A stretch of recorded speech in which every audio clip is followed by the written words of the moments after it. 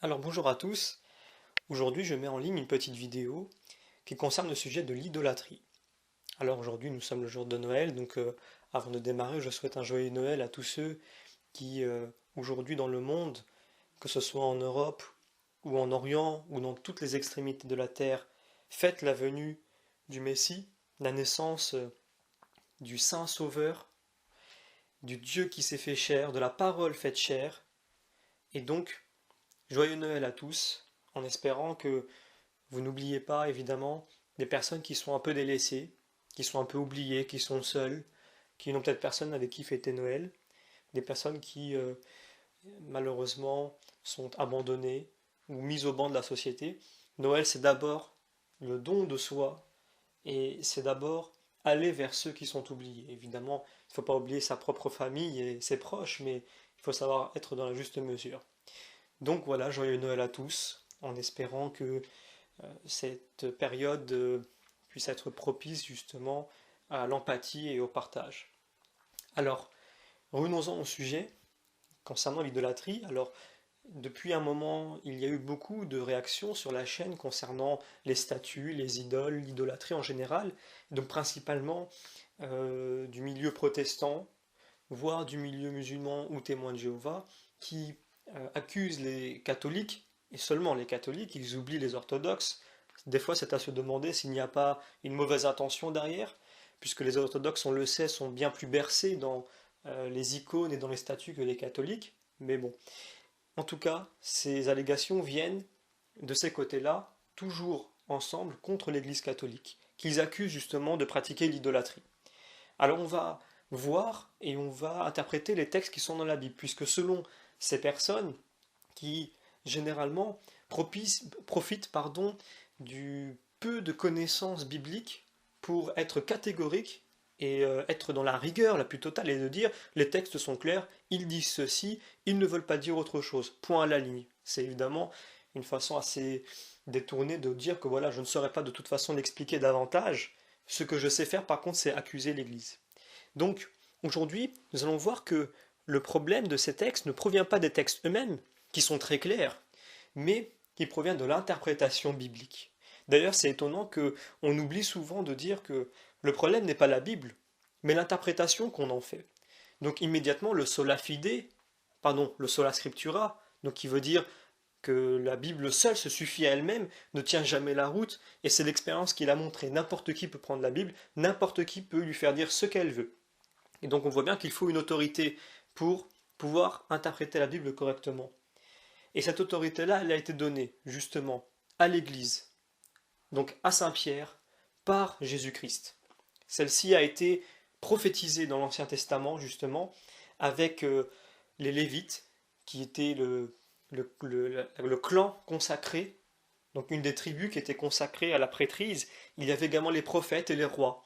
Aujourd'hui, en tant que chrétien, l'Église, par l'intermédiaire de chaque croyant, mais par l'ordination, et donc le sacerdoce pour chaque prêtre, et tous ceux qui sont ordonnés par la suite, donc évêques, cardinaux, etc., sont à la fois rois, prophètes et prêtres.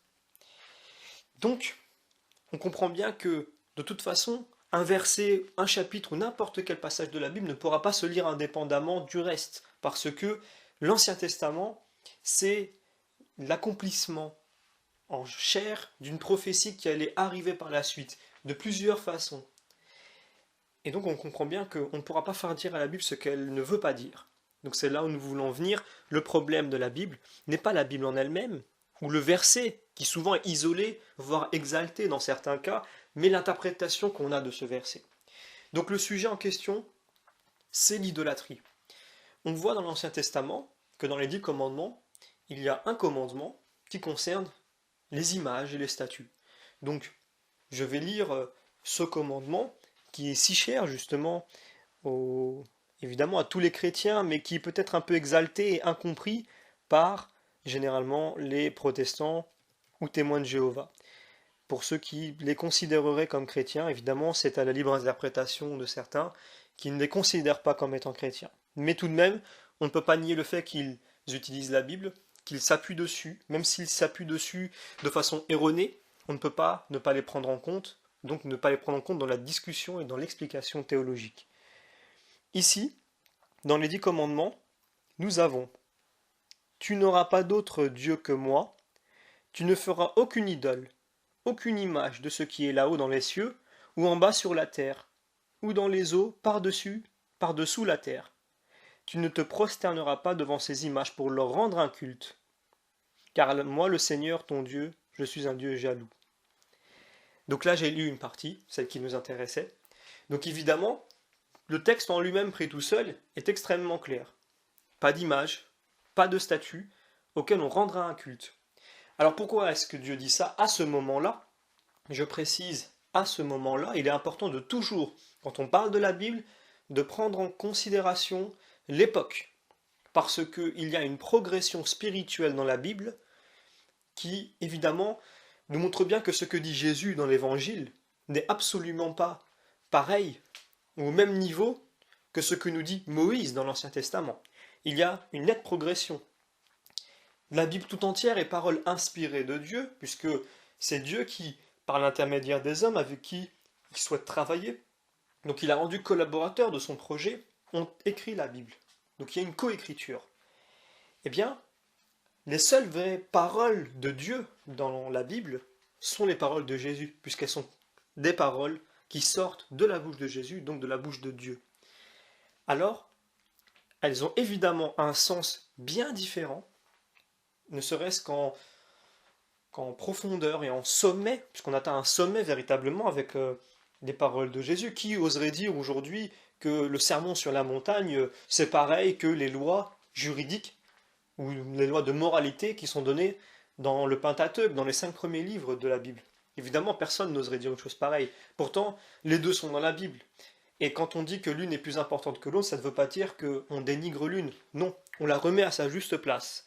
Et pour ceux qui aiment lire la Bible, eh bien, dans l'Ancien Testament, on trouve cette phrase qui dit que c'est Dieu qui parle. Il dit « Je vous ai donné une loi qui ne sauve pas ». Cela veut dire simplement que la loi qui est donnée dans l'Ancien Testament est une loi temporaire, donnée à un peuple, et elle va permettre à ce peuple qui est sans religiosité de progresser. Donc, de progresser spirituellement, dans la connaissance et la compréhension de Dieu. Et on voit bien d'ailleurs que des lois de l'Ancien Testament n'étaient plus pratiquées à la venue de Jésus. Par exemple, la polygamie, qui pourtant était tolérée. Il n'y a pas eu une contre-loi, on pourrait le dire, même si Dieu a parlé sur la monogamie par la suite, il n'y a pas eu une contre-loi véritablement qui est venue contredire cela. Donc même si quand on regarde du côté des pharisiens, des scribes, des sadducéens, qui avaient des interprétations diverses, notamment les sadducéens qui ne considèrent que les 5 premiers livres, ils ne remettent même pas en cause cela pourtant, alors que la loi permet. Et pourtant quand Jésus arrive dans Israël, eh bien il n'y a pas de polygamie. Il y a d'ailleurs plutôt la question justement du mariage et du divorce. Donc on voit bien que la monogamie est bien présente. Donc on voit bien que de eux-mêmes, il y a une progression spirituelle de la part du peuple juif. Pourquoi? Parce que cette loi, en elle-même, elle ne sert qu'à un moment donné à un peuple, et elle est vouée justement à laisser place par la suite à quelque chose de plus profond. Jésus lui-même le disait. Il disait au peuple juif, si vous n'élevez pas la compréhension des scribes et des pharisiens, eh bien vous n'entrerez pas dans le royaume des cieux. Alors, d'autres Bibles vont traduire différemment, mais ça veut dire exactement la même chose. On peut très bien lire aussi, si vous n'élevez pas l'enseignement des scribes et des pharisiens, vous n'entrerez pas dans le royaume des cieux. Ce que veut dire Jésus par là, c'est que ce côté rigoriste, littéral, des lois qui pourtant étaient temporaires, si vous continuez à les appliquer ainsi, vous n'aurez pas les qualités nécessaires pour vivre avec Dieu, pour voir Dieu, pour aller dans le paradis, qui est la vision béatifique. Je prenais toujours l'exemple du porc, il est simple et compréhensible. Si on ne mange pas de porc, mais qu'on n'aime pas son prochain, on n'ira pas au paradis. Par contre, ce que voulait dire la loi dans l'Ancien Testament sur le fait de ne pas manger du porc, sur le moment, il fallait l'appliquer ainsi. Mais par la suite, la compréhension qu'il fallait avoir de cela, c'est il ne faut pas se conduire comme un porc. Donc manger de ce que mange le porc, le porc mange n'importe quoi. Il se roule par terre, comme ça, dans la boue, dans ce qui est sale. Le chrétien ne doit pas, lui, fréquenter des lieux qui sont mauvais et manger de mauvaises paroles. Évidemment, il ne doit pas nourrir son âme de mauvaises choses. Donc on comprend bien le sens qu'il y a derrière.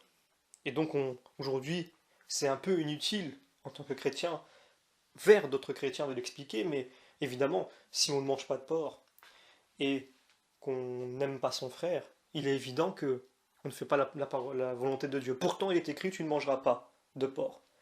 Donc on voit bien que ce qui est écrit dans l'Ancien Testament est à comprendre dans le moment, parce qu'il y a une raison. Et la raison est la suivante, le peuple juif, à ce moment-là, est un peuple sans aucune religiosité. Il était esclave en Égypte. Il fallait même lui réapprendre à ne pas travailler. Donc le jour du Shabbat n'a pas été facile à imposer par Dieu. On le voit au moment où Dieu donne la manne, où la manne tombe du ciel et qui disait attention, ne travaillez pas le septième jour, vous en prendrez le double la veille et cela vous suffira. Et pourtant certains ont même dérogé à la règle. Vous voyez, c'est que même jusque-là, il fallait leur apprendre à ne pas travailler, ce qui était quelque chose de contraire à leur état d'esclave auparavant, où ils travaillaient 7 jours sur 7. Donc il a fallu leur apprendre même les bases. Et donc on comprend bien qu'il va falloir passer justement aussi par les bases lorsqu'il sera question de la religion. Et quelqu'un qui est sans religiosité, à cette époque-là de l'humanité en tout cas, eh bien il pouvait faire de n'importe quel objet un dieu. On l'a vu dans d'autres religions, il y a des religions avec des multitudes de divinités. Donc il y a le dieu de l'arbre dans certaines religions, le dieu de la vache, le dieu de autre chose. En fait, c'est une incompréhension d'un phénomène qui est observable, à savoir un signe d'intelligence. Évidemment, Dieu a mis de l'intelligence dans absolument tout. Donc il est logique pour ces peuples-là, à l'époque, de déduire que c'est un Dieu, puisqu'il y a une forme d'intelligence, et qu'on est conscient que c'est quelque chose de plus grand qu'il a créé. Donc nos ancêtres n'étaient pas plus bêtes que nous quand ils disaient qu'il y avait le Dieu de ceci, le Dieu de cela. Ça correspondait à ce qu'il observait, et à l'époque, il n'avait pas eu de révélation comme nous. Donc nous aurions agi de la même des façons. Il faut être humble par rapport à ça et respecter nos ancêtres. En ce qui concerne, justement, la relation avec Dieu, eh bien, Dieu va leur réapprendre, justement, que ce n'est pas bon. Donc il va être strict au départ, donc comme un parent serait strict avec un enfant, puisque là il est question d'un enfant spirituel, même d'un bébé spirituel, il vient de naître ce peuple, sa relation avec Dieu vient de démarrer, et il leur dit, vous ne ferez aucune représentation de rien du tout, parce que très simplement, il sait, Dieu à ce moment-là, que ces personnes-là sont encore petites spirituellement, elles viennent de naître, elles peuvent vite trébucher, elles peuvent prendre une statue, un bout de bois ou même un caillou, comme étant Dieu. Comme ils ne connaissent pas Dieu, évidemment, ils tombent dans ce piège. La preuve, le veau d'or. Ils représentent Dieu de la façon d'un veau en or. Pour eux, c'est Dieu. Attention, pour eux, c'est Dieu. Donc c'est l'image qu'ils ont de Dieu. Ils l'ont refait à l'image qu'ils ont de lui. Donc on voit bien qu'ils ne connaissent pas Dieu dans un premier temps, mais dans un second temps, ce qui est très important à comprendre avec l'idolâtrie dans la Bible, c'est que l'idolâtrie, ça veut dire que tel objet est Dieu. Attention, tel objet ne représente pas Dieu. Ce n'est pas ça l'idolâtrie. L'idolâtrie, c'est de dire cet objet, c'est Dieu. C'est ça l'idolâtrie. Ce n'est pas de dire que cet objet représente Dieu. On en a plusieurs fois la preuve. Là, en ce qui concerne le veau d'or, il disait c'est lui qui nous a sauvés d'Israël. Pour eux, c'est ce veau d'or qui nous a sauvés d'Égypte. C'est ce veau d'or qui les a sauvés. C'est ce veau d'or qui est Dieu. Ce n'est pas ce veau d'or qui représente le Dieu qui est dans le ciel. Non. Pour eux, ce veau d'or, c'est Dieu. On voit bien dans la Bible qu'à chaque fois qu'il y a eu des confrontations avec le peuple, concernant justement les fausses divinités, on voit bien, c'est arrivé d'ailleurs avec les différents prophètes, et ils disaient, est-ce que vos dieux qui sont ici peuvent parler? Est-ce qu'ils peuvent faire pleuvoir? Et quand il dit ça, il parle des objets qui sont présents devant les hommes, ces statues de bronze, qui sont sourds et muettes, qui ne parlent pas, qui n'entendent pas. Il parle bien de ces objets-là. Il ne parle pas du Dieu qui est dans le ciel. Il parle des objets qui sont là devant vous, actuellement. Parce que pour eux, c'est ça, Dieu. Pour eux, il n'y a pas un Dieu dans le ciel, ils ne sont même pas capables de comprendre qu'il y a un monde après. Moïse lui-même ne parle jamais de la vie après la mort. C'est pour cela que les Sadducéens ne croient pas justement en la vie après la mort. Donc, comme ils sont incapables de comprendre cela, pour eux, ce qui est là devant eux, c'est ce qu'ils croient. Donc, c'est aussi pour cela que Jésus dit, heureux celui qui croit sans voir, parce que celui qui ne croit que quand il voit, il n'est pas mieux finalement que les personnages de l'Ancien Testament qui n'ont pas eu de révélation. Tandis que nous avons eu cette révélation, d'où la différence avec eux. Et nous avons progressé spirituellement. Donc eux n'avaient pas la possibilité justement de comprendre qu'il y a quelque chose après la mort, quelque chose d'immatériel. Ils pouvaient peut-être le déduire, parce qu'il y a d'autres religions qui l'ont déduit, mais ce n'était pas quelque chose de forcément universel. En tout cas, c'est quelque chose qui pouvait être déduit, mais très souvent, quand il y a eu une récupération des religions, eh bien on en faisait quelque chose de matériel. Évidemment, les hommes, à ce moment-là, s'il fallait pouvoir un peu les dominer ou les diriger, il fallait leur montrer quelque chose de concret. Et ce qui était concret, c'était justement ces statues, ces idoles. Et quelquefois, c'était des choses qui n'étaient même pas élaborées. Il suffisait de mettre un bout de bois, ou une pierre, une météorite, quelque chose, une roche. Donc quand je dis météorite, c'est parce que des fois les hommes, on retrouve dans des récits, vous voyez des météorites tomber du ciel, parce qu'il y a tous les jours des centaines de météorites qui tombent sur la Terre, des fois de petite taille. Eh bien, pour eux, c'est un Dieu qui vient d'arriver, un Dieu, ou alors quelqu'un qui est envoyé de Dieu, mais qui est aussi Dieu. Donc il y avait différentes interprétations.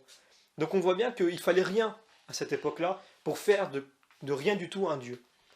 Seulement, il y a eu une progression. Mais avant cette progression, je vais prendre deux contre-exemples. Ces deux contre-exemples qui, dès le départ, à l'époque, pour les témoins de Jéhovah qui écoutent cette vidéo et qui ne connaissent pas bien l'histoire de la Watchtower, eh bien, évidemment, ils ont pris des protestants cet argument qui est de dire, regardez, la Bible dit que on ne peut pas faire d'image, on ne peut pas faire de statue, ça s'arrête là. Par la suite, dans un des ouvrages des témoins de Jéhovah, de mémoire qui s'appelle Études perspicaces, quelque chose comme ça, ils ont intégré cette objection avec la nuance, justement, par laquelle les catholiques leur montraient qu'ils avaient tort et qu'ils ont réussi à nuancer. C'était évidemment qu'on retrouve dans la Bible Dieu qui a produit le serpent d'airain, qui a demandé à Moïse de produire un serpent d'airain, de confectionner un serpent d'airain, et lorsque le temple est construit, il lui est demandé de faire 2 chérubins qui seront mis justement sur l'arche de l'Alliance où se trouvera la parole de Dieu. Et donc évidemment on se dit, mais si on prend le verset tel qu'il est, donc on prend exactement le même état d'esprit que ceux qui utilisent ces versets-là, de dire Dieu a dit ça et ça s'arrête là. Et bien là, Dieu est en train de contredire sa propre parole. Donc évidemment, il y a eu, de la part des témoins de Jéhovah notamment, une petite nuance de fait et de dire que non, finalement c'est une exception de Dieu, Dieu a fait cela dans un but particulier, et ce n'est pas rendu dans un culte. Or, la différence, c'est que malheureusement, ce serpent d'airain était visible aux yeux de tous. Certes, ce n'était pas le cas des chérubins qui se trouvaient seulement dans le lieu très saint du tabernacle, où seul le grand prêtre pouvait venir une fois par an. Et justement, il y a un grand symbole à comprendre de ça.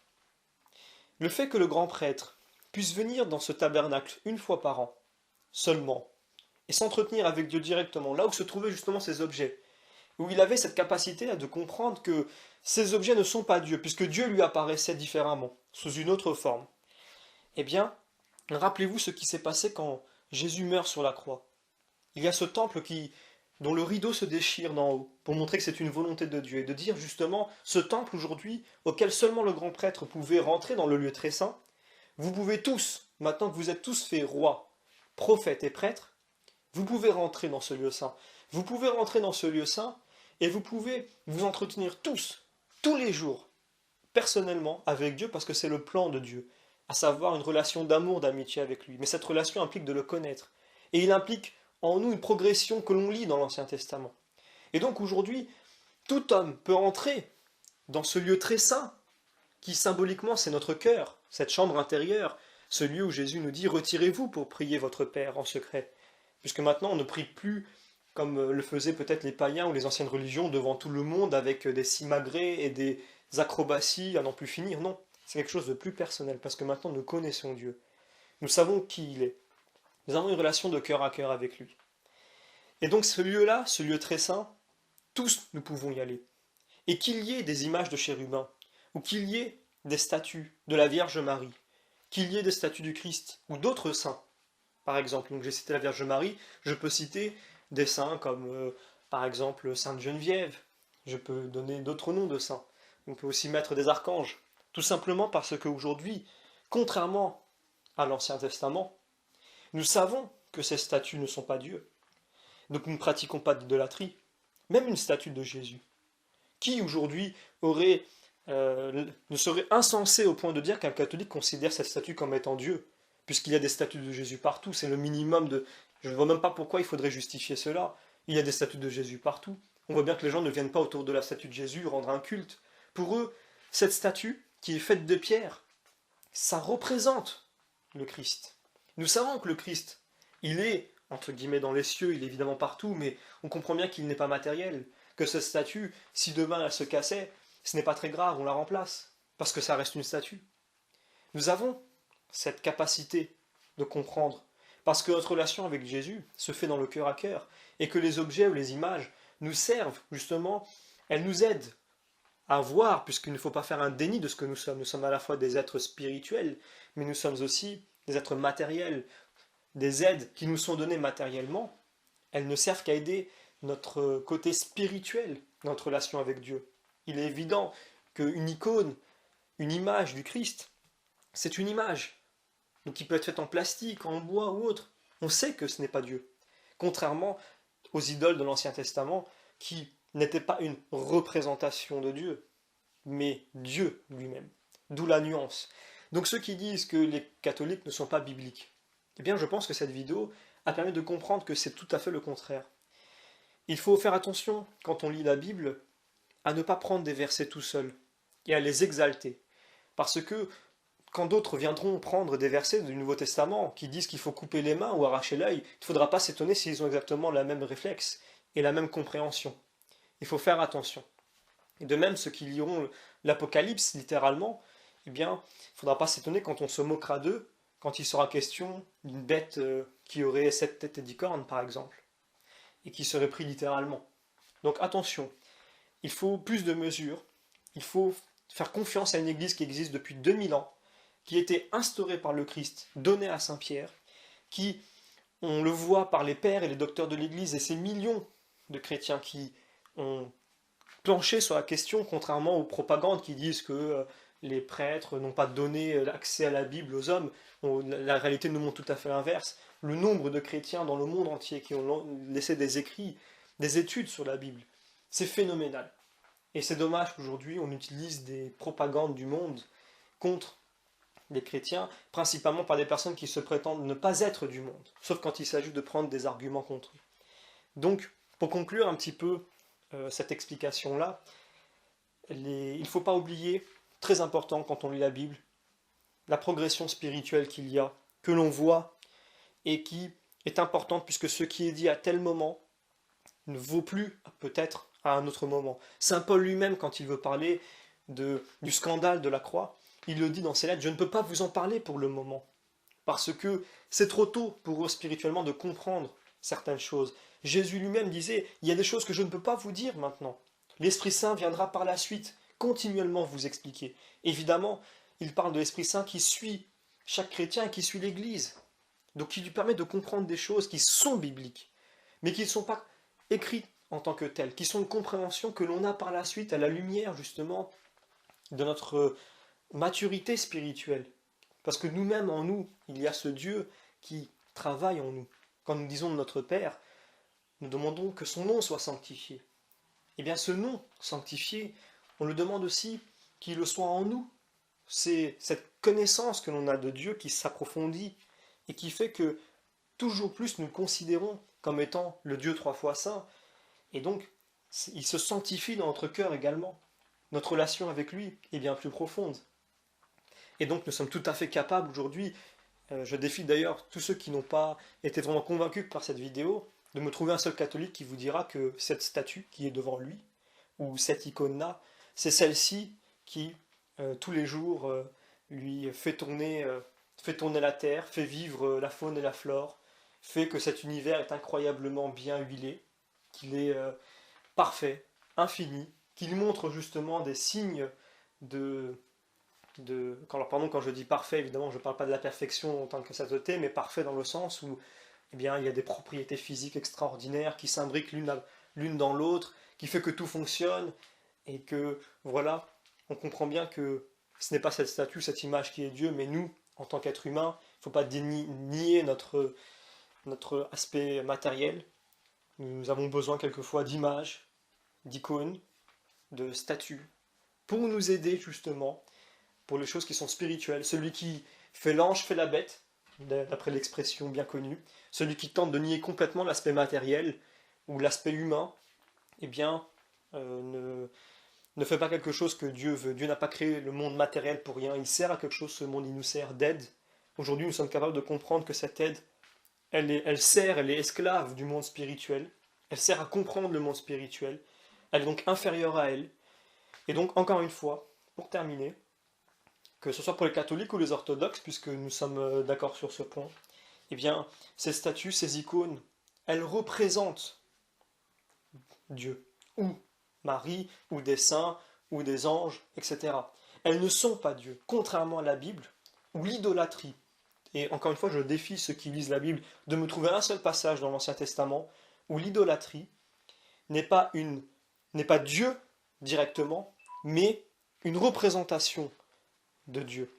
Et ces idoles, là je pense que ça sera la bonne conclusion, elles sont justement la finalité de ces hommes-là. Ils ont mis leur finalité dans cela. Quel serait le symbole de ces fausses divinités que nous avons, qui sont faites d'or justement? Eh bien ça pourrait être aussi l'argent, des choses immatérielles.